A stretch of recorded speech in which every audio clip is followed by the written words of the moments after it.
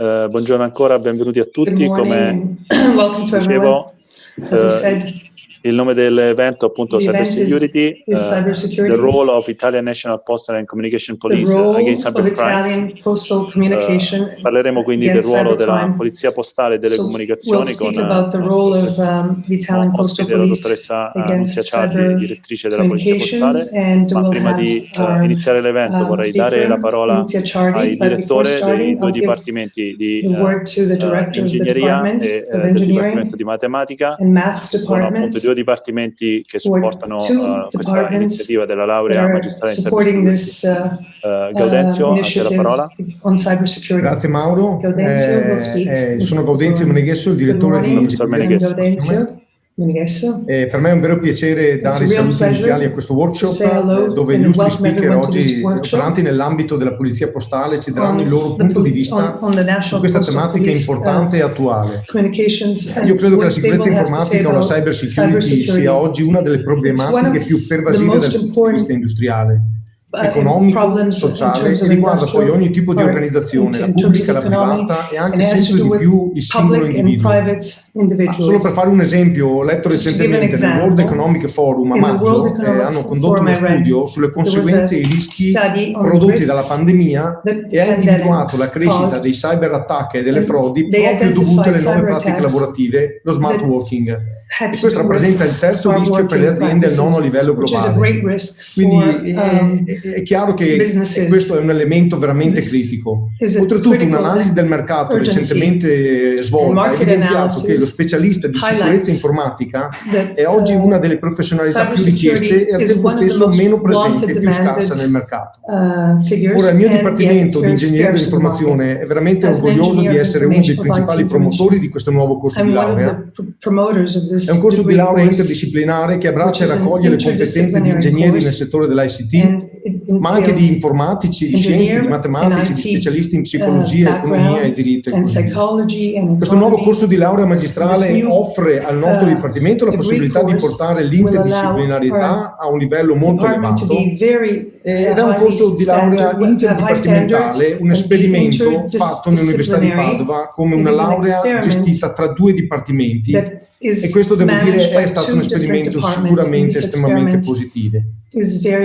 Ovviamente questa laurea sostiene le richieste sempre più crescenti di esperti di questa specializzazione intersettoriale che richiedono non solo le conoscenze avanzate nelle scienze e tecnologie dell'informazione, quindi elettronica, informatica, bioingegneria, automatica, ma anche una buona comprensione di aspetti delle scienze sociali come la psicologia, il management, l'economia e il diritto. E questa è un po' l'unicità di questa cosa. Io veramente ho vissuto con grande entusiasmo questa nuova avventura, ci siamo messi a lavorare assieme al collega Chiarellotto e penso che abbiamo fatto sicuramente un ottimo lavoro. Permettetemi di fare un grosso ringraziamento sicuramente ai nostri speaker per la loro disponibilità a condividere questa loro preziosa conoscenza ed esperienza e al collega Mauro Conti che ha organizzato questo interessante workshop. Grazie a tutti per l'attenzione, vi auguro un'interessante sessione che sia utile e che vi divertiate. Grazie, buona giornata a tutti. Grazie mille, professor Meneghesso. Lascio la parola al direttore del Dipartimento di Matematica, professor Bruno Chiarellotto. Grazie a tutti. Sono Bruno Chiarellotto, sono come direttore del Dipartimento di Matematica, che è uno dei co-organizzatori della laurea. Un benvenuto a tutti voi e un ringraziamento alla direttrice Chardi di essere qui con noi e di partecipare a questo evento. In questo periodo di pandemia abbiamo visto in qualche maniera come la ricerca fatta anche a livello teorico e iniziata anche tanto tempo fa abbia inaspettatamente portato dei risultati. Guardiamo anche allo studio che è stato fatto sui vaccini. Senza aver pensato in maniera completamente teorica certi studi non potremmo avere, speriamo abbastanza presto, dei vaccini che ci aiutano con questa pandemia. In qualche maniera anche il problema della cybersecurity si può vedere in questa maniera, diciamo, parallela.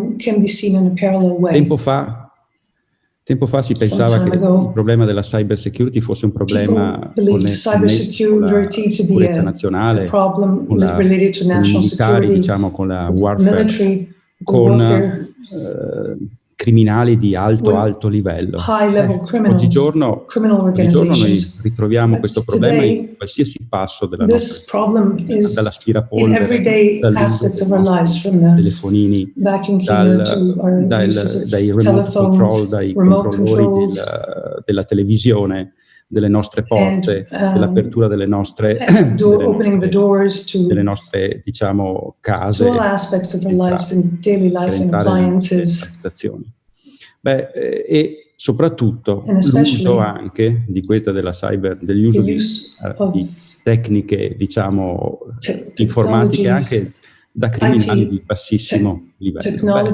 Ecco che allora l'importanza di uno studio che può sembrare, poteva sembrare abbastanza astratto, ecco che accade ogni giorno.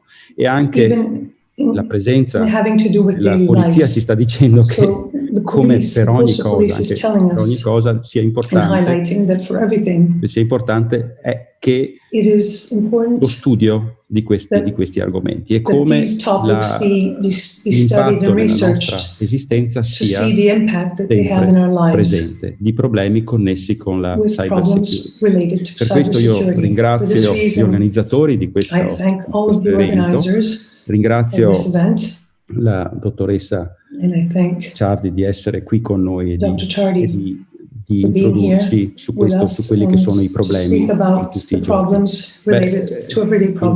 Io spero e sono sicuro che questo convegno sarà di ottimo livello e che gli interventi che seguiranno saranno di ispirazione per tutti noi e soprattutto per voi studenti. Pensiamo che questo vostro studio sarà importantissimo negli anni a venire. Grazie a tutti voi. This domain you're studying will be very important in the future. Thank you. Grazie, ringrazio i direttori per il saluto e in generale per il supporto alla nuova laurea. Colgo l'occasione ovviamente per ringraziare diciamo, tutti i colleghi che appunto insegnano in questa nuova laurea e tutto diciamo, il supporto amministrativo e tecnico dell'Ateneo che permette oltre questo webinar anche diciamo, l'esecuzione di tutta la laurea. Un benvenuto ancora agli studenti e tutti gli ospiti che stanno partecipando. In particolare ho visto online anche la dottoressa Fusiello, questore di Padova, che gentilmente era anche presente all'evento di inaugurazione della nostra laurea il 3 giugno scorso. Questo di oggi è il primo seminario della nostra laurea in Cybersecurity.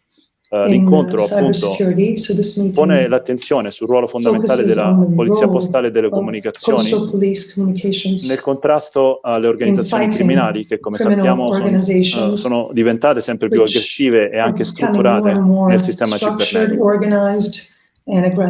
Abbiamo appunto oggi con noi una prestigiosissima ospite, la dottoressa Nunzia Ciardi, dirigente superiore della Polizia di Stato e direttore del servizio Polizia Postale e delle Comunicazioni. È laureata in giurisprudenza con una pregressa pluriennale esperienza come direttore della prima divisione del servizio Polizia Postale e successivamente come dirigente del compartimento Polizia Postale e delle Comunicazioni del Lazio. Coordina attualmente unità specializzate della Polizia di Stato nel contrasto al cyberterrorismo, al financial cybercrime, pedopornografia online, tutela delle infrastrutture critiche, informatiche nazionali, all'hacking e ai crimini informatici in generale. È membro della European Union Cybercrime Task Force di Europol. Cyber Task Force. È coordinatore e membro di gruppi di lavoro sulla tutela dei minori nel mondo della comunicazione. sulla disinformazione in ambito di piattaforme digitali e sicurezza digitale. La dottoressa Ciardi è rappresentante del Ministero dell'Interno in seno al nucleo sicurezza cibernetica ed al tavolo tecnico cyber. Svolge attività di docenza presso le scuole di polizia e numerosi enti. Grazie ancora moltissimo alla dottoressa Ciardi, a cui lascerei la parola. Buongiorno a tutti. Good morning, everyone. I want to thank you for being here. And it's not to be polite, but I'm very happy to be here. I truly believe in this domain, in this subject, because contamination and diversity is between diverse domains is fundamental and very important. A domain such as this, which is central in the Western world, in our daily lives, should not be a theme that is only dealt by technicians, and I truly believe in this. So contamination, to me, is always a form of enrichment. And this domain should not be exclusive to technicians, or digital technicians, cyber technicians, or security technicians. In a meeting some time ago, with the theme of digital renaissance was the focus. The internet really needs to be reflected on, and it's a very difficult reflection, which can be slippery as it entails important aspects, because it has to do with the freedom or presumed freedom of the network, the net. And in this domain, professional figures really are called for, which are different from the traditional figures. So professional skills and specialists that have even a background in humanities. This, as a premise, is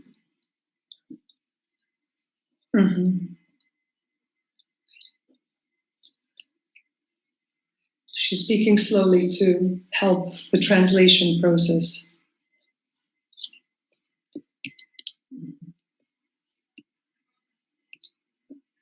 I'm adamant about this, and I truly believe in, and often say this, that this digital progress, this digital revolution, has not been a revolution that is merely technological, nor was it a cultural, an exclusively cultural revolution, but an anthropological revolution that in a very short span of time has brought us face to face to a very different reality from what we were used to. And this generates a series of difficulties that we can not put our attention to. So in considering security within this domain, there's a word that reflects this approach, which is a holistic approach to this domain.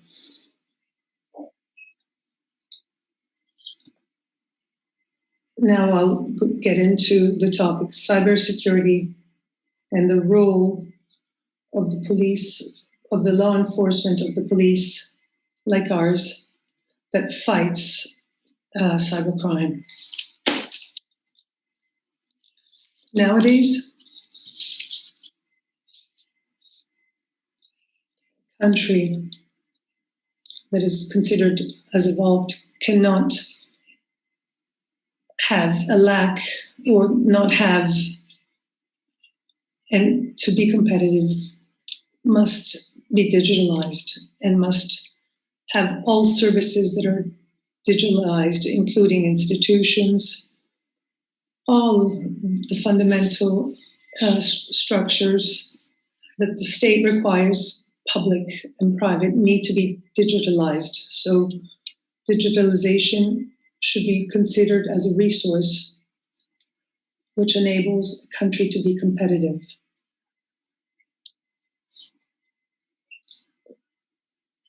The security of this system, therefore, is a fundamental need to enable such competitiveness, and there's a constant need for balance between digitalization needs that are ever more demanding and security needs. Nowadays, cybercrime is no doubt the main threat in terms of criminal organizations that affects the economic system of the country. And this is due to a series of factors, many, which can isolate among them, because in our sector, we can speak about widespread diffusion and cheap software that can be used to break into networks, IT and computers. This widespread diffusion and their cost is becoming cheaper and cheaper progressively, as is the spike of crime and cybercrime. So criminal organizations and malicious attacks are very, very varied and different. There's national, there are national threats. So we are concentrating mostly on cybercrime of the traditional kind. So cybercrime that aims at taking money, or data that can be then converted into profit. So cybercrime can be subdivided into many ways. So it's state threat attack, an activist threat attack, terrorist attack threat, and strictly cybercrime. So cybercrime is a segment which is the core of our competence, has to do with cybercrime that can be differentiated in various ways. So one is pulverized, so low technical skills are needed for that. Then there's a more organized form of crime.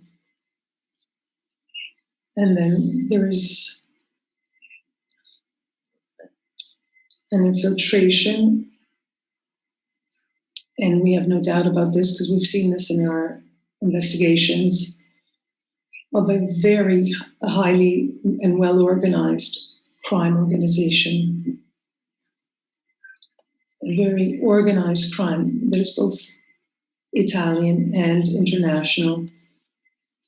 And very often, such structured, organized crime that is very malicious, if it does not have within its organization the skills and specializations that have to do with technology, they will buy and they will buy them. So there's a dark web which sells specialized packages that can be bought.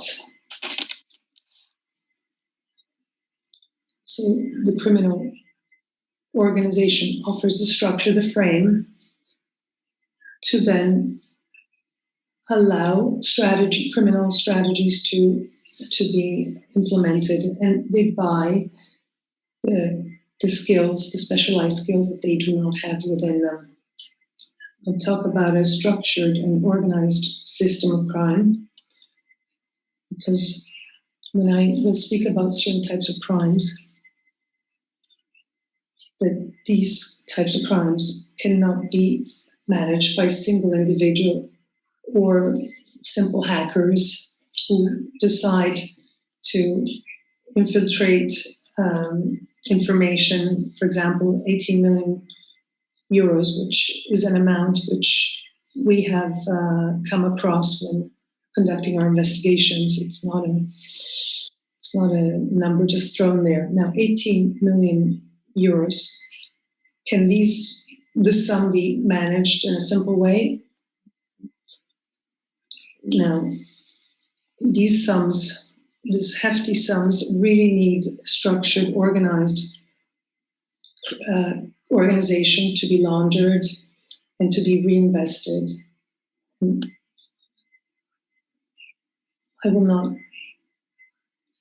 continue on with other themes now.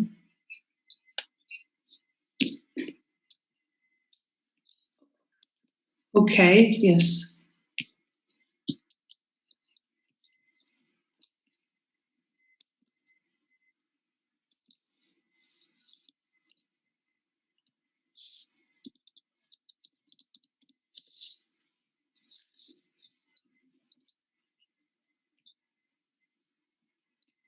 Everything's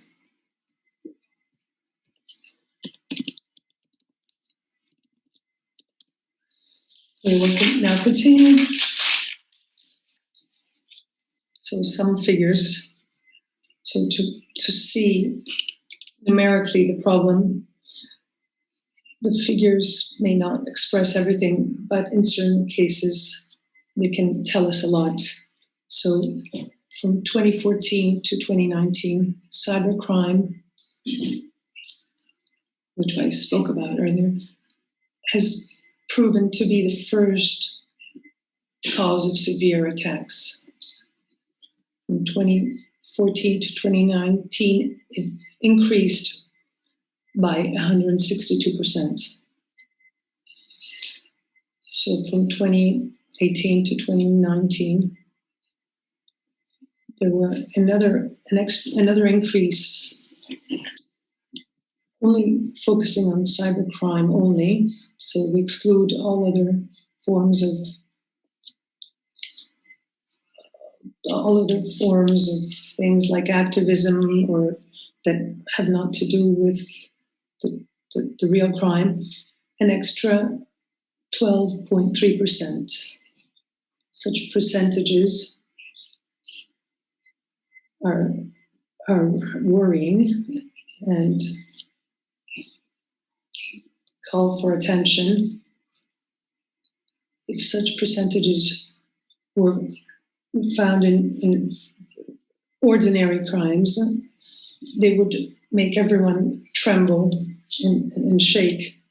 Imagine theft in apartments or robberies, increasing by 162%. Such figures would be terrorizing. But this is nothing compared to what you'll see, because the figures refer to the period before the pandemic, and now we shall see what happened with the COVID, and how much worse the situation has become, and how these figures are really very small compared to the 10 months of the COVID outbreak. So let's start with the attacks, cyber attacks to the health system. Why do I speak about the health system, the healthcare system, how much more sensitive can data be when compared to personal data that we get in the health system. So the attacks in the health units between 27 and 2018 increased by 99%. And in 2018 to 29, they increased by an extra 17% in the 1 year after. This shows that the increase of cybercrime are not born, grow, and evolve, but they explode.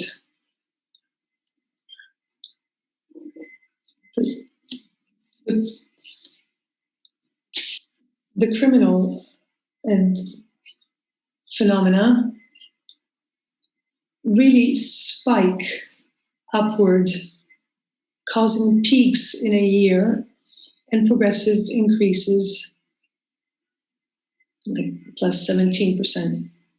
So why do I speak about this explosion, this peak? Because this affects the policies, the development policies, and the fighting crime, because this shows that we have no metabolization time for if we're attacked by 100%, how can we metabolize?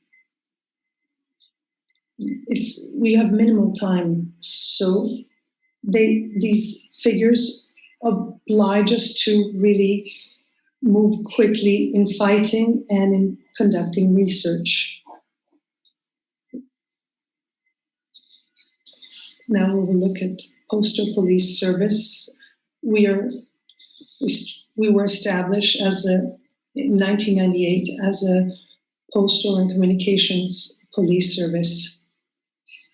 And the following year, we became an Italian Ministry of Interior, state police for communication. So we're not only a police force, but we represent an organ of a unit of the Italian Ministry of Interior. How are we organized? So we have a central unit, which is the one that I'm directing currently. And normally the departmental services coordinate the activities that occur in the territory. We work quite anonymously. We have a very strong central unit, and we're very strong at coordinating. And such coordination is worth highlighting because those of you who know the world that we're talking about, I don't know if you are familiar with, but not everyone is aware of what we are living through. And very often there's a risk of underestimating an aspect of life, which is our digital life. We keep distinguishing between online and offline, as if a life offline existed and then a life online existed when we access our computers, when such distinctions are kind of something to laugh at and seem very backward. When Flora said, there's a life online and that's it. When I hear people who faced with the threat, on the cyber threat, they say, I don't use social, so I feel quite secure, as if we were not all interconnected and constantly connected and immersed in a digital ecosystem that sees us all involved and partaking in it. I won't go on because it's quite a familiar topic. This ecosystem, which sees us all involved, knows no territorial boundaries. Those of us who operate within the police and within law, we've been used to thinking in terms of territorial competences. So if crime occurs in Naples, the police in Naples is the one that will have to deal with it. But the crime that is now occurring in Naples, for example, in child pornography that have been downloaded in Naples, have been at the same time been downloaded in Nigeria and Padua in France. So the barriers that has to do with space and time has been, the internet makes it go beyond and entails higher level of coordination that goes beyond national and includes the international level of coordination. And this leads us to a series of problems. And if we have enough time, I will mention them. So I'll go back to our central service and 20 regional offices and 80 provincial offices. We are the sector of the police, of the state police, which fights cybercrime, so digital crime. When we speak about them,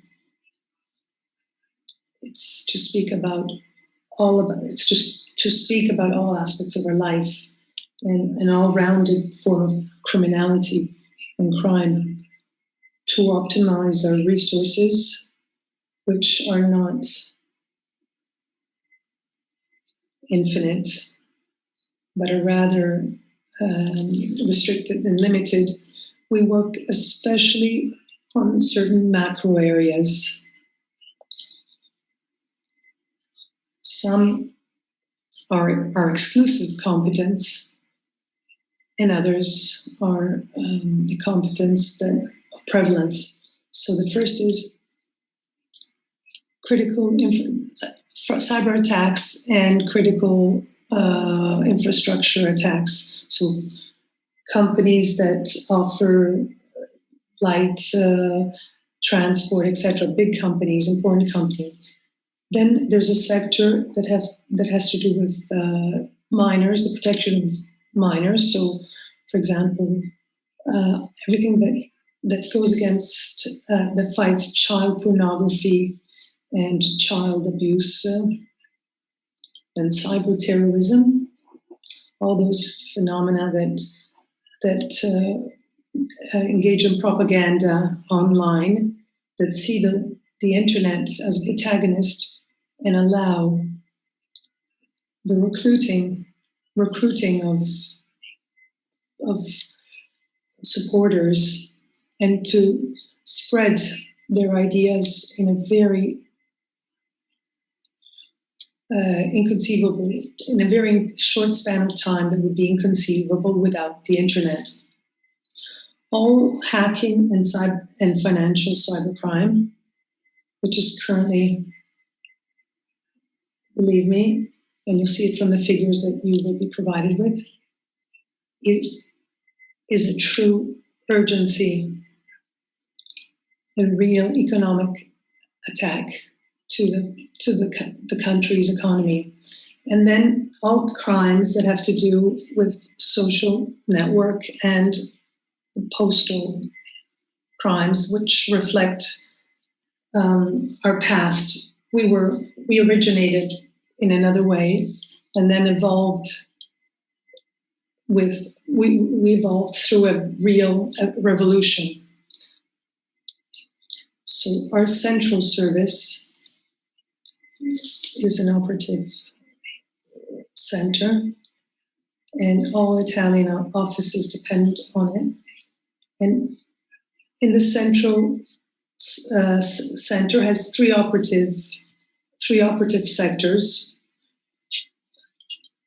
the EPI is a National Computer Crime Center and Critical Infrastructure Protection. And the other one is a National Center Against Child Pornography Online.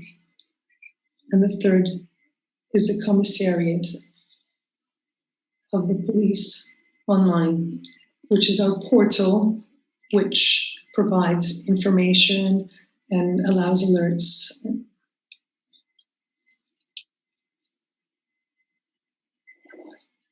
I'll quickly go through one of the activities to fight child pornography and abuse of children, characterized by a very strong form of coordination and investigation, and great international cooperation. And then I'll highlight the blacklist, which illustrates the technical difficulties that we have to face when forced to operate in a domain that that is not circumscribed territorially or spatially, and therefore does not have legislation norms that we are familiar with. National legislation is taken for granted, and if we come across a website that has child pornography and films that are on child pornography, if this server or website, this collection, were localized in Italy, we would implement our legislation and our judges and our courts, and we would obscure the site and perform all the necessary procedures. But if the site on pornography has the data that is localized, that are localized in either Germany or France or Nigeria, the Ivory Coast and China, and so forth, evidently the decree would to block this would serve very little. We have international procedure, very long procedures with the Ministry of Foreign Affairs, and I won't bore you with all the long process and procedures that would entail such confrontation with other states, would have to take into account many aspects. So we found a palliative when we come across a child pornography site, other than starting activities of comparison and contrast and informing other states internationally, if they collaborate and are willing to collaborate. There are at times states that do not collaborate.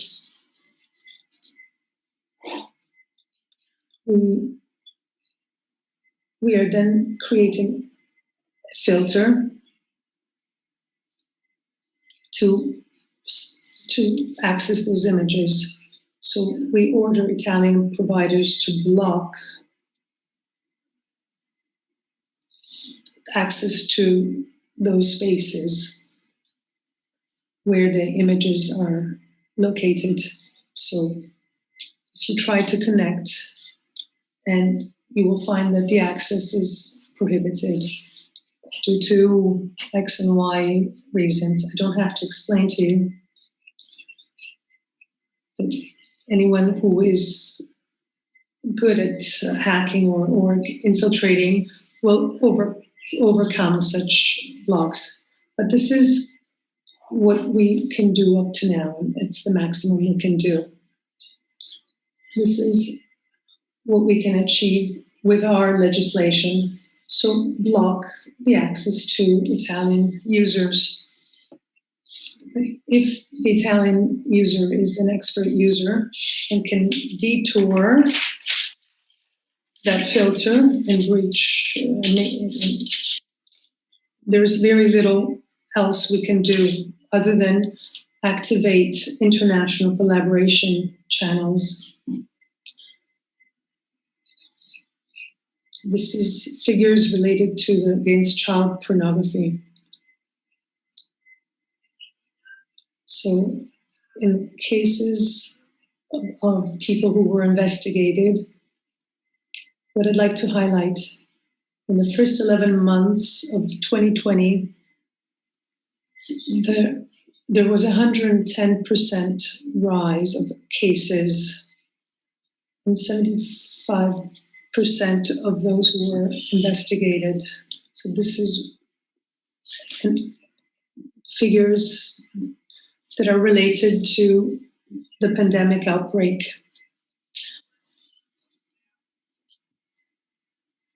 So when my limit is reached, please warn me, because the topic is really, really vast, and having to speak slowly to enable the translation may us go over time. So just warn me. The pandemic was an accelerator, an exponential accelerator.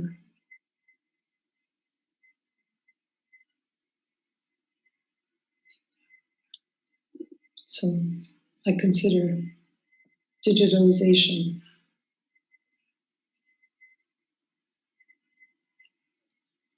or smart working and digital services was definitely a precious service. So, for example, let's consider this meeting. Normally, I would have had to come to Padua, and I've done it for years. While today, we didn't have to do away with such possibility, but we have performed it digitally, and this has occurred in all sectors of our daily life, both institutional, professional, and in our personal daily lives. So video conferences were not only work video conferences, but ones that enable us to be close to the ones we love. So let's think of the lockdown phase, to see those we loved and could not see physically. And also distance learning, online purchases, medical checkups, and medicine conducted online checkups. So what we tried to do virtually, all those things that we could not do physically. All of this has been a very precious resource, but at the same time has enlarged and expanded the surface of attack for criminals. So there's the other side of the coin to the positive. So an increase and an explosion of cyber crimes in the months that had to do to the COVID pandemic compared to the previous year. So that's one of the first things to bear in mind. I spoke about the National Computer Crime Center and Critical Infrastructure Protection Center, which deals with protecting through constant exchanges and data exchange the infrastructures that are digitalized. So critical structures that offer essential services. We conduct an intelligence services online, so we identify as soon as possible or as early as possible the threats that infect the network. And we have all kinds of information and data that come from the infrastructure themselves. So, for example, an enterprise or a business that calls us, and we, by analyzing the data and the crime that they denounce, we get the technical data and investigate. We come across and access technical data that are connected to us, enabling them to boost their security services. For example, WannaCry, when there was an attack, which was like a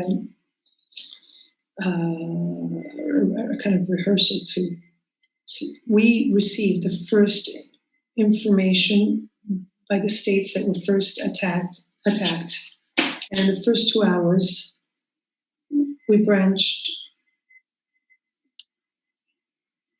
the information to the companies that were part of our infrastructure to help them improve their security levels.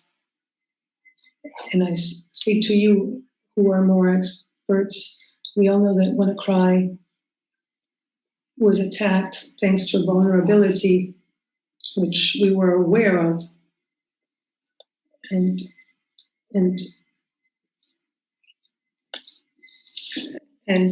there were updates, and those who had performed the updates were not attacked.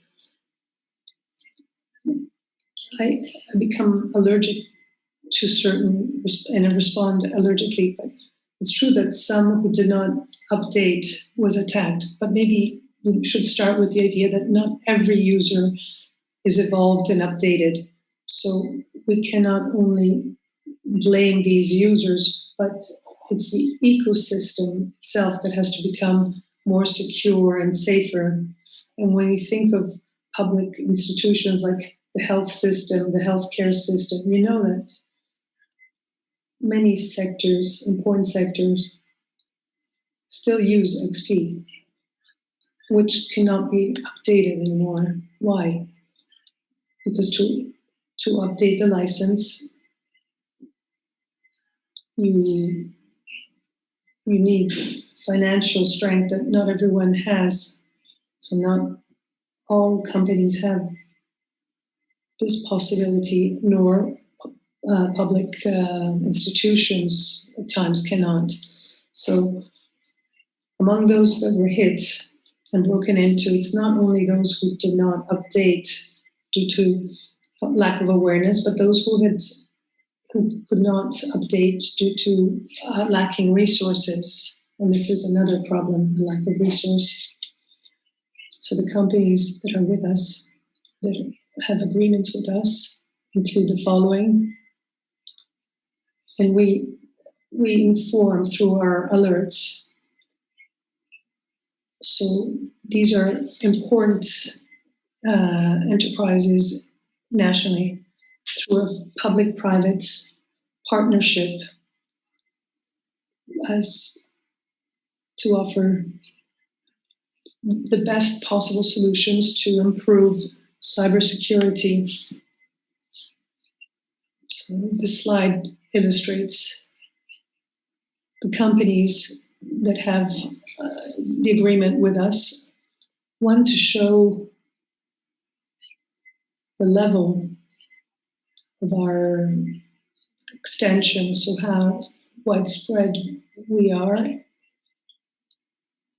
and to see the impact of these companies. While some are critical infrastructures, no doubt. Others could perhaps, why would Sky be vulnerable, or Uniero? And the list could go on, because we have no norm that defines critical infrastructures. It's a very it's a choice of the legislator, because our world domain, as we said, is a world that changes constantly, very rapidly. So an infrastructure that was critical some time ago may not be critical today. So think about companies that put cables undersea to bring the internet everywhere. 20 years ago, it was unthinkable, but nowadays it is defined as critical infrastructure.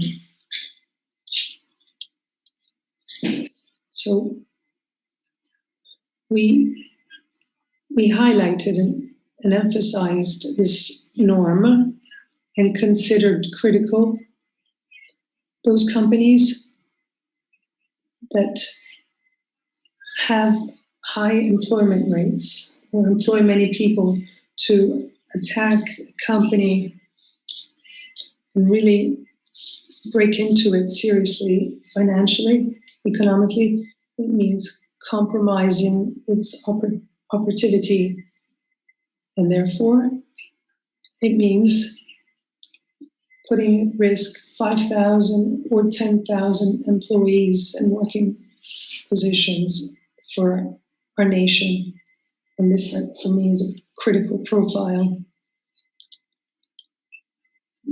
Then we've extended this even more.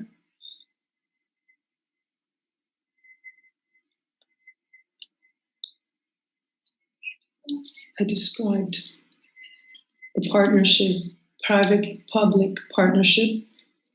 I will add that our Center for the Protection of Critical Infrastructure was established in 2006, so prehistoric time. So our country started to reflect on and ponder a structure for the protection of infrastructure, of digital infrastructure, and not only the physical protection of but even for the digital domain, the virtual domain. Already in 2006, when the countries that were doing that were very few. And this is not to say how good we are, but to say that we are often considered, and we have a self-consideration that comes always lagging behind or in the last position. In many cases, this may be true, but in this case, we had an advantage. Now we should try not to waste such advantage. So we thought about it in the past. And lately, we've been thinking that from this system, so protecting infrastructure, critical infrastructure that are digitalized at the national level, left out a large area that should not be regarded less important. So the small and medium enterprises, which have vulnerabilities, important vulnerabilities in terms of not being aware and not having the funds to invest in security, in cybersecurity. So they are particularly vulnerable. And yet, small, medium enterprises are a very important segment of the GDP, the Italian GDP. As were public administrations, they were left out. So the first was the healthcare system, and as they learned as you've seen, they're managed at a regional level. That's why we have undertaken a project, launched a project where the information that we have at the national level, which we confer to our critical infrastructure that have an agreement, we will then branch them out to offices at the regional level, who will then in turn become a sort of router for the other realities on the territory. So, for instance, consider when the case of WannaCry occurred, which hit the UK, mostly the hospitals and health units, and obliged the country to close at least eight emergency units. When we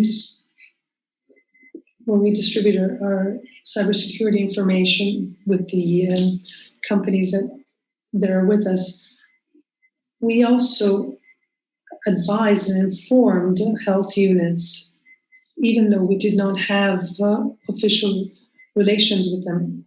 And we started calling health units, the more important health units around Italy, realizing that this was a very, very difficult operation. There were no special numbers, dedicated numbers. Some had no heads of security that one could speak to. So there was no interlocutor, basically. So we published IOC, this security, and we published them on our commissariat online, hoping that subjects, sensitive subjects, especially the health units, would read them. And this is why we have undertaken this type of project, which has proven to be extremely useful in this time of pandemics. So we've inaugurated a red protocol against threats during this dramatic period of pandemic,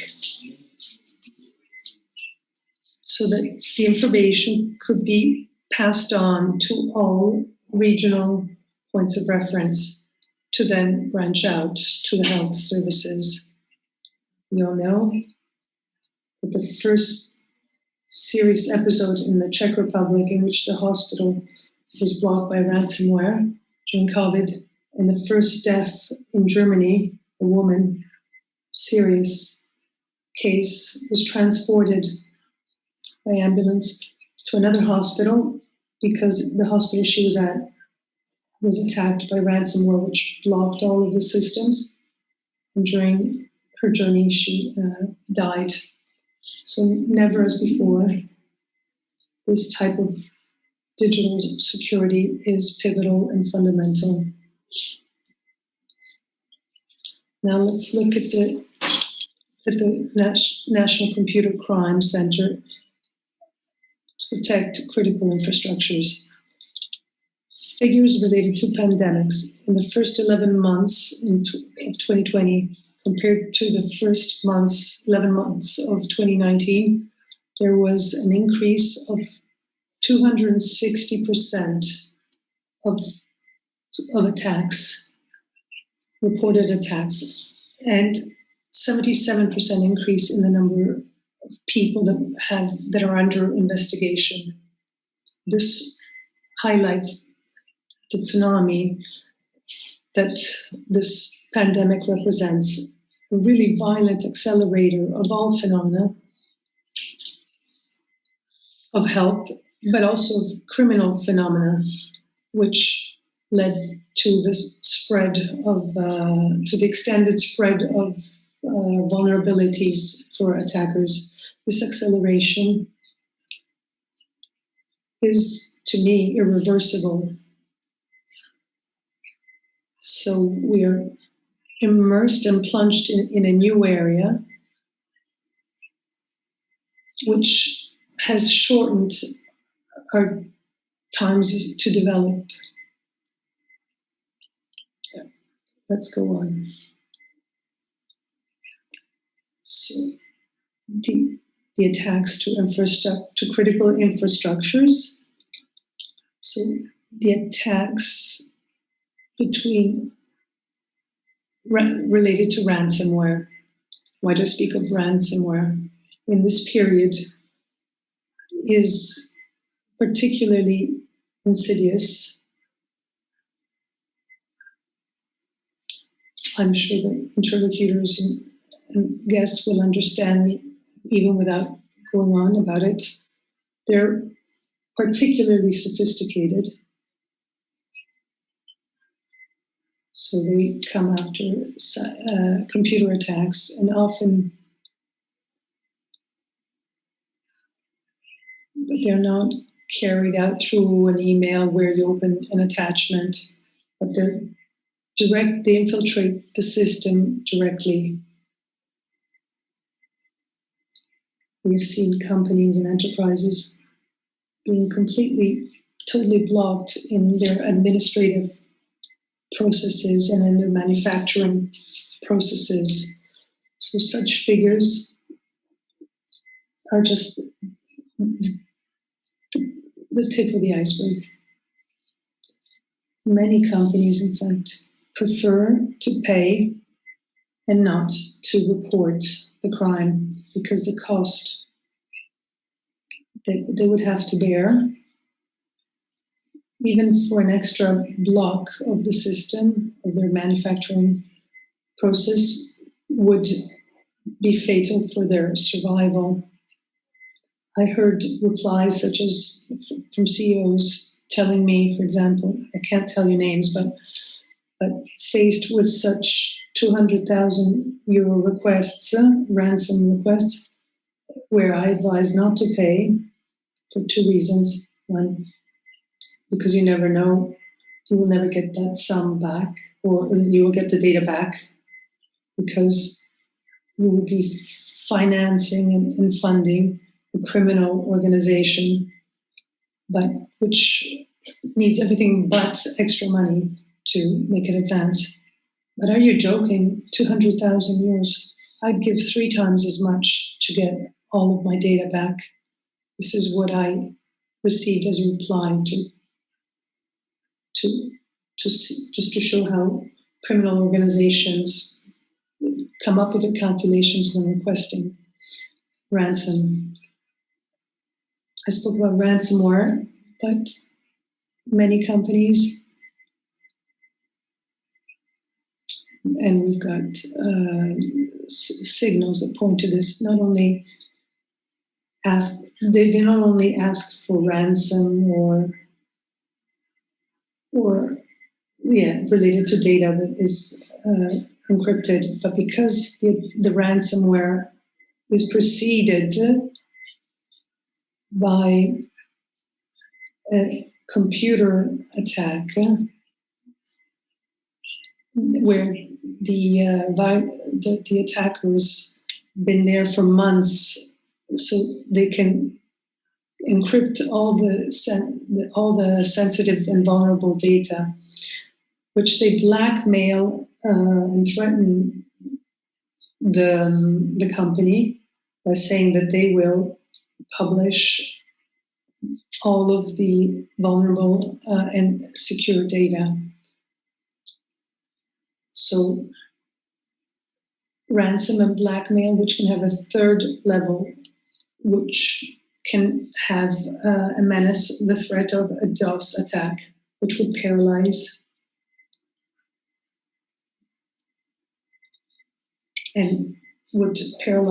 the company's system. Just to tell you and illustrate how the economic world is really vulnerable to threats and attacks. And here we are only facing the increase of small, medium enterprises, attacks to small, medium enterprises. We're not analyzing. And later there will be a slide of all of the financial crimes, included those to single private citizens. In the last 20 days, there's an urgency, an alarm. There's like accounts that have been emptied. So offices on the territory have had a peak of reports where they say that current accounts have been emptied through a series of different techniques. Phishing, smishing, all techniques of social engineering. So one of the most diffused one is that, for example, I may get an SMS from a number that is my bank and just is part of the SMSs that my bank sends. So this camouflage of the telephone system and VoIP calls, I see my bank number that tells me that my bank was compromised, and the techniques can be different to scare me. Then I get a call, and on the display, I see my bank's number, telephone number. So imagining it's a normal call and not being able to say that it's a VoIP call or that it's the postal police. Sometimes even our police number appears. So you receive an SMS. They tell you you've received an SMS where your bank account has been compromised, and I must give them a code that they will receive. And I get a PIN that the criminal wants to use. So the user, in good faith, gives the PIN to the criminal. Or if I have an app of my bank that generates a token, they tell me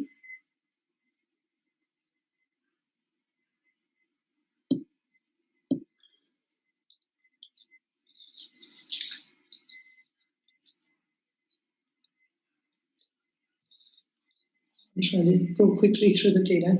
So I'll conclude by saying that I get the telephone call to deactivate to cancel my app because they need to somehow clear it or clean it. So I get rid of my app from my device. The attacker downloads it, and in a few minutes, my bank account has been cleared. We've had, in the last month, a peak of reports about this, especially related to the physical token of the banks. I wanted to speak about phishing, which is increasingly more sophisticated in a way to collect data. Terrorism, I'll do without, I'll skip that. Then there are other types of frauds, so the CO fraud.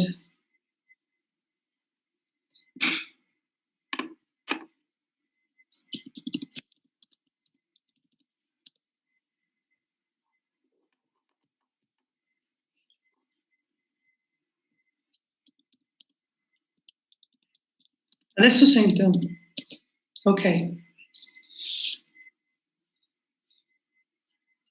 So frauds related to the CEO, which is always related to attacking a computer, where the malicious attacker remains inside without being detected and maps the company's genetic information.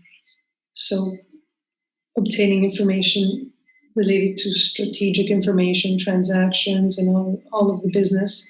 And then the attacker creates a fake agreement, which is very similar to the real one. inducing whoever has to pay to pay on an IBAN that is not the right one. The highest amount ever paid is 18 million euros, but on the part of the multinational company. I'd like to highlight this figure. Financial cybercrime in the period from 2018 to now has increased by 443%. That's an extra 21% of frauded sums, and an increase of 267% of the sums that we have recovered, thanks to the collaboration of international police. When there's an early warning, we can often block the payment of the transactions. If the report comes after 20 days, we don't even find the bank, let alone the money. So, to an overview of related to financial cybercrime. And so, artificial intelligence, the IoT and 5G network, and a broader perimeter for companies with smart working, which underscore the development, but even highlight the risk. This, I've already said it, mentioned it earlier. Our commissariat online during the pandemic, look at the percentages below. See the coronavirus and cybercrime emergencies, all the visits to our site that highlight the need to have information on the part of individuals to be informed. And this is alerts about fake news. There are many related to pandemics, which have led to misinformation and worrying. They have increased by 514%. Our alerts have increased by 365%. I'll have to stop, but this is just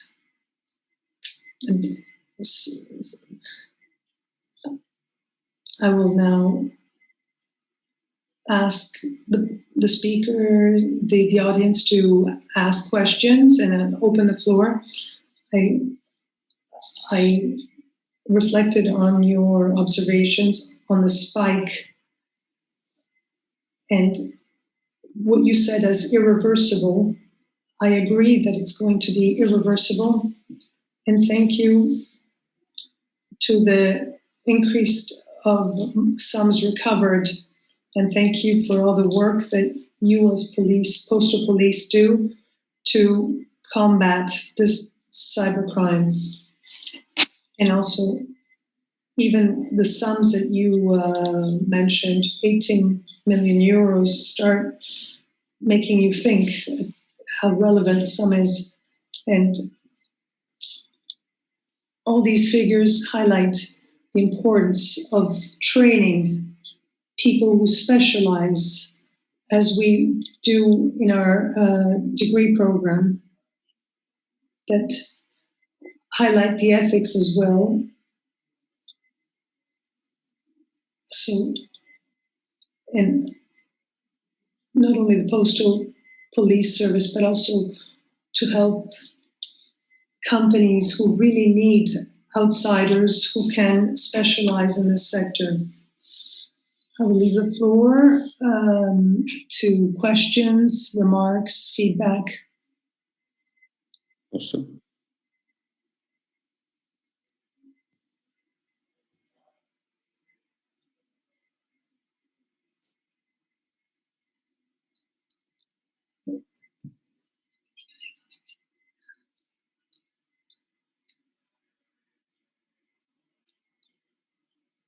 what types of work opportunities are there for in the postal police for those who have a degree in cybersecurity? These professional figures are very much sought after. Currently, we are making a call for technical inspectors which foresee this type of degree. And these technical inspectors are for the postal communications police. Our head office or our leading figures realize the importance of having such figures and not counting merely on simple policemen who self-teach themselves and expand their knowledge in different sectors, but we need more structured figures. And there are technical rules official for officers. In my office here, I have 8 engineers. Some are IT, some other types of engineering, because my unit requires many technical expertise from many technical sectors. And I foresee that this will be true even more in the future.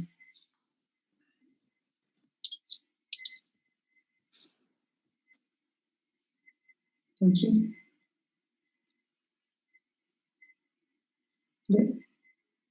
Sì, grazie. Una domanda un po' riguarda il ruolo della polizia.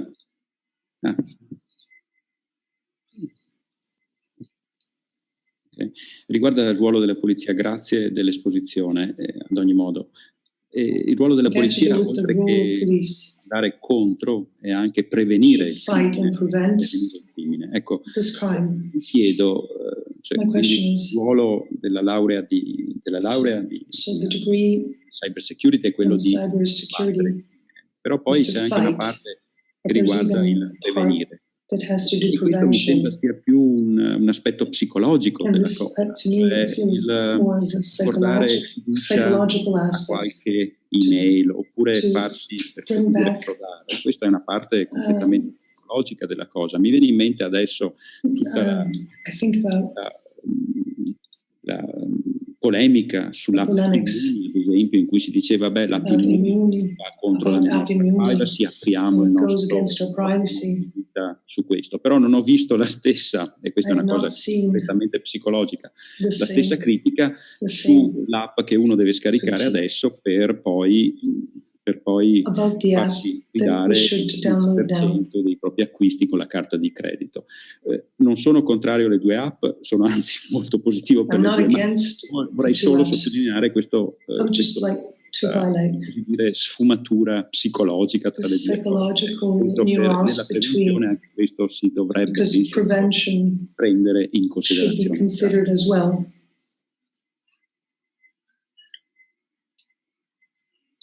Thank you for the question. It gives me the chance to specify. We're active also in terms of prevention. The Center the Center for Critical Infrastructure also undertakes protection, because when we speak about our investigation, collects news on the threats to then transfer them to all the companies and constituency, to the small, medium enterprises. We are actually undertaking prevention because we're giving them weapons to fight, but we're also doing prevention when we educate and train youngsters.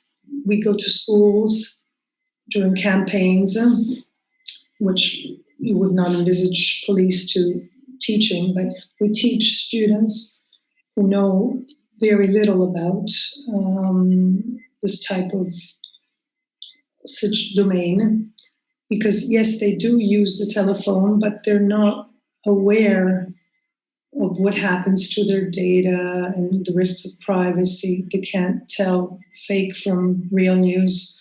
So they have little information about what they risk legally, and piracy and all of this.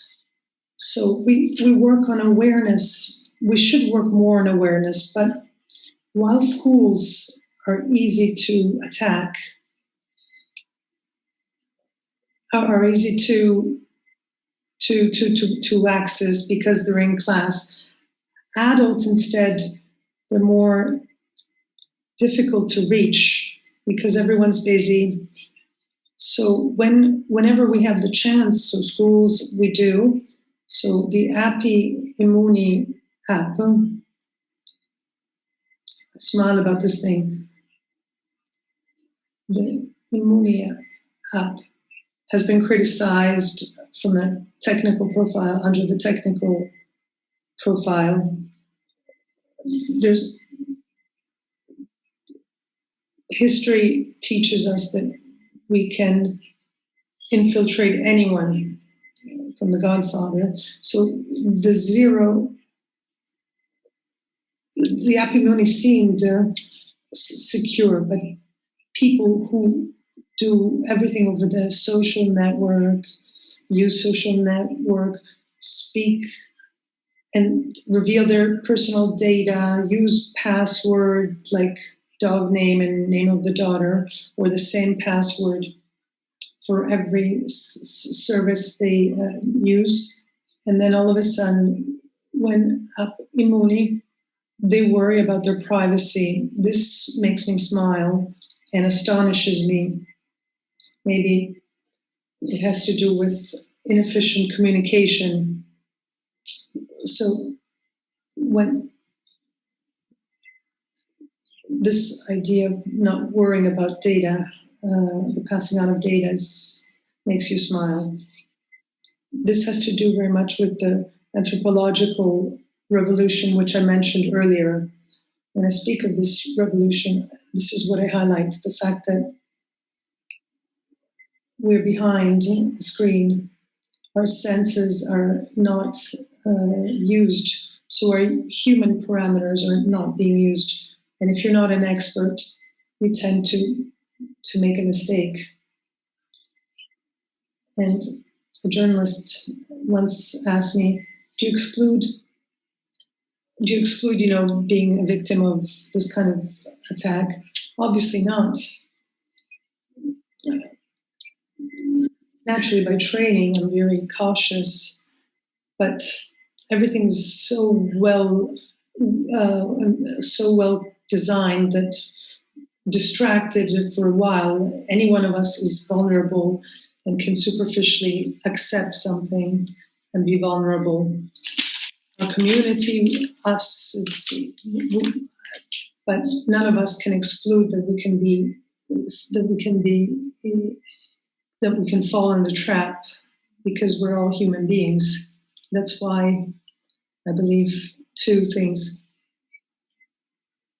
and I'd like to highlight them. One, to being an anthropological revolution, you need years to metabolize it.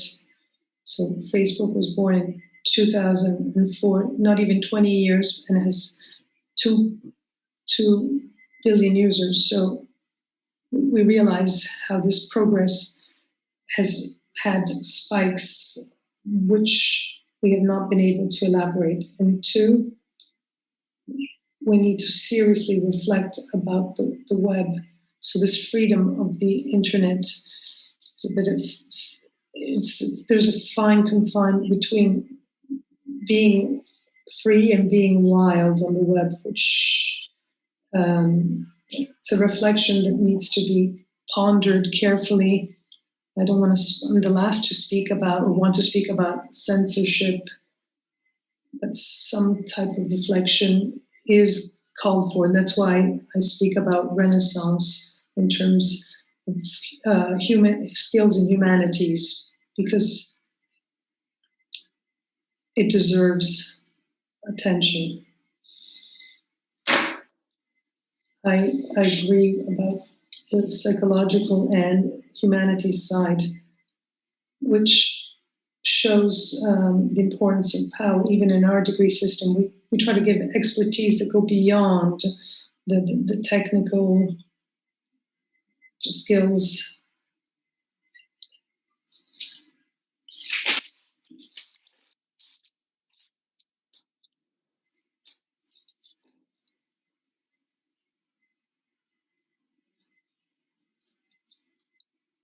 Yes, in the internet, we're all the same.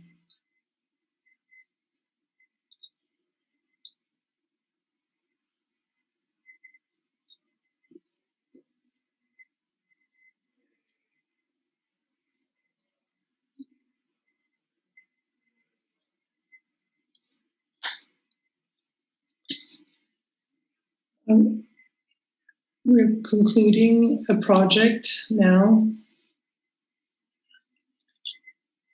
that will have a special protocol that will enable such data to go directly into the computer systems. When we didn't have this type of interaction,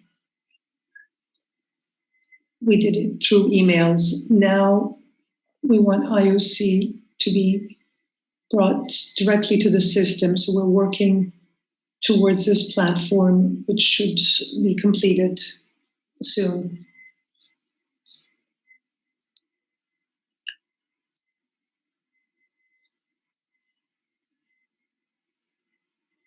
Good morning.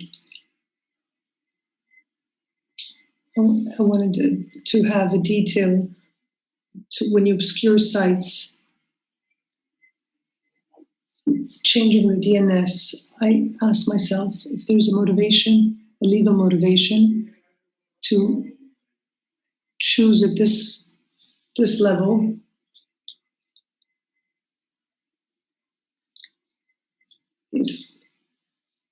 So it's best to go on the easier solution. Is there a legislative motivation? We order providers to filter those contents. We say, you must filter the contents, but this must be done. This is foreseen legally.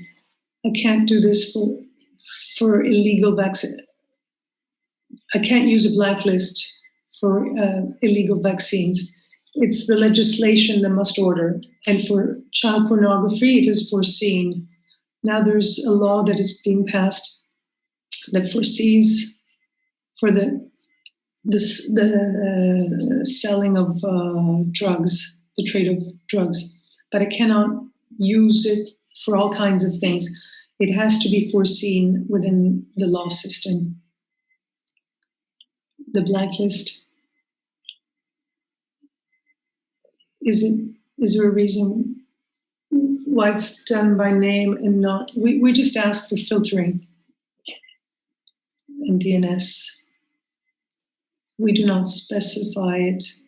We just ask that the site be obscured and not made to be accessed.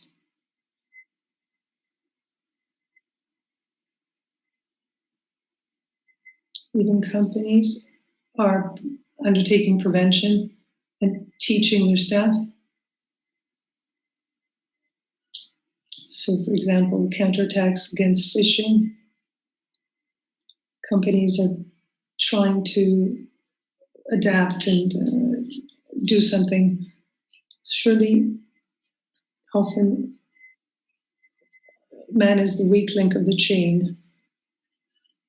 But to give the single user all the responsibility is not right. You need a real collaboration. All the actors and players, private and public, of high levels must contribute to make this ecosystem as safe as possible. And then even the end user should little by little gain awareness, perhaps helped by more important players. big companies are investing a lot in cybersecurity and knowledge. We see this, even though there are some exceptions, even high important companies that commit silly acts that surprise. Unfortunately, data tells us that there's an imbalance, that to attack, you may even need very little, but to defend yourself, you have no alternative but to spend a lot of money. So big companies, the really big companies, important companies that can afford it, in general, they're investing. The smaller ones and middle enterprises have a more difficult time in investing. And this is why we are also moving and shifting towards small, medium enterprises. A great effort on our part, which they also, the small, medium enterprises are a threat to bigger enterprises, because in their interactions, the attacks can be the Trojan horse to infiltrate a bigger company. That's why bigger companies are trying to reframe their find new measures and reframe their measures.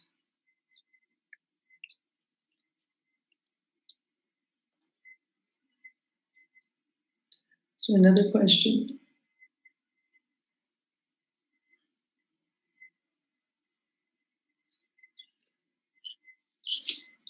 The participant asked, cybercrime attacks to health structures, is it to block services? Is it like a terrorist attack? Could it be considered a terrorist attack? Crimes can be manifold. It's not easy.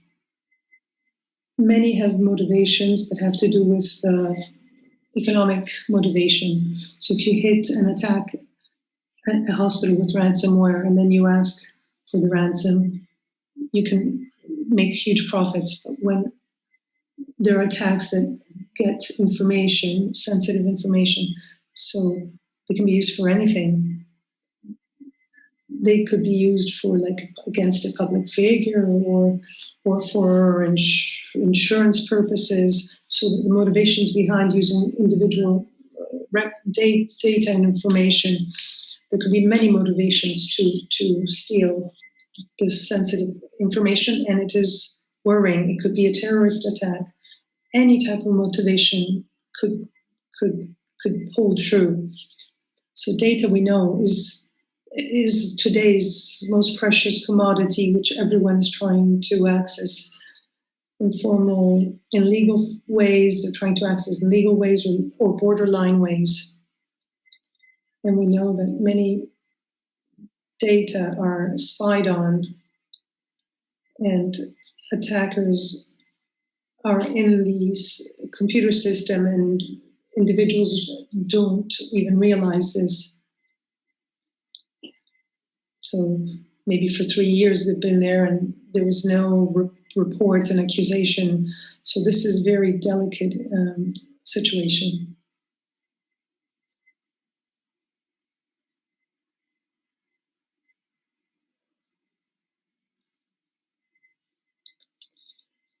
You spoke about collaboration between postal police and very important company enterprises in terms of number of employees they hire.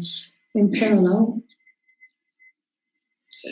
there have been DCPM about the territorial perimeter of security to identify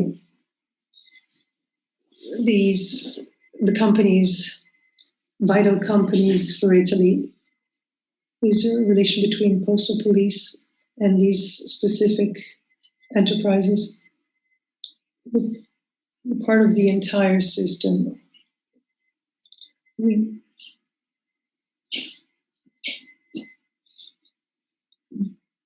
we're part,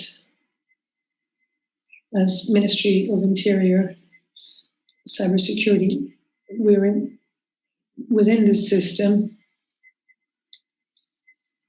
and under the NIS legislation, as a unit that fights this, so we are involved in new type of architecture that gives the country a frame and a form that is new and more specific to digital security. Related to your activity, how much of it has to do with the relations with other institutions, and how much to enterprises, and how much has to do with individuals? Who are you working most with? It's a hard battle. We work transversely. We're extremely busy. So be it single, private individuals. So, for example, the bank accounts that are being compromised, people who have really lost a lot of money, or social networks, and women who have been led to desperation to pictures online or fakes. So we could speak for hours, but even the financial system, all of the companies, and the terrorist phenomenon, I can't really say which is the most important sector, because they're all really important and all with very urgent, exposed to urgent crime threats. The role of antiviruses in companies and other useful. Antivirus are useful naturally, but it depends on the type of attack. So if I have a small enterprise or company and have no enterprise and have no antivirus, you're at zero level. But when you're in front of a new type of attack, a new type of malware, the antivirus the usefulness of the antivirus is limited. It's a good idea to have an antivirus, just at least to stop the more traditional type of attacks.